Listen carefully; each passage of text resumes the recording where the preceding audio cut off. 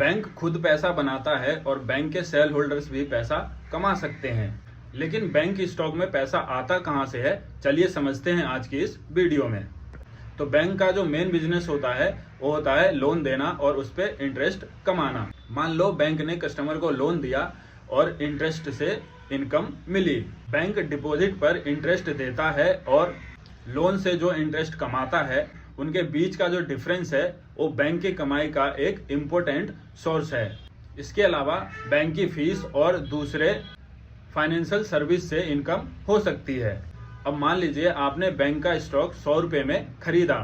अगर बैंक का प्रॉफिट बढ़ता है, बिजनेस स्ट्रांग होता है और इन्वेस्टर को बैंक पर भरोसा होता है तो बैंक के स्टॉक का डिमांड बढ़ सकता है। मान लो स्टॉक 100 रुपये से 130 रुपये हो गया। अगर आपने 10,000 इन्वेस्ट किए थे तो प्राइस सेम प्रोपोर्शन में मूव करे तो वैल्यू रफली 13,000 हो सकती है।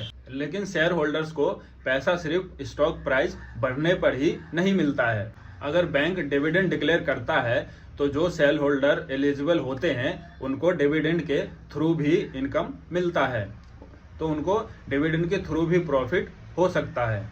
लेकिन एक चीज याद रखिएगा कि बैंक स्टॉक में रिस्क भी होता है।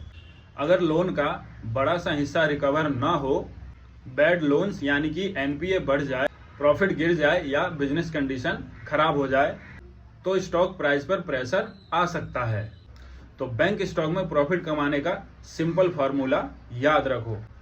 स्ट्रॉन्ग बिजनेस, बढ़ता प्रॉफिट, सेंसिबल वैल्यूएशन और रिस्क मैनेजमेंट। तो बैंक स्टॉक खरीदने से पहले स्टॉक की प्राइस नहीं, उस बैंक की फाइनेंशियल हेल्थ भी देखो।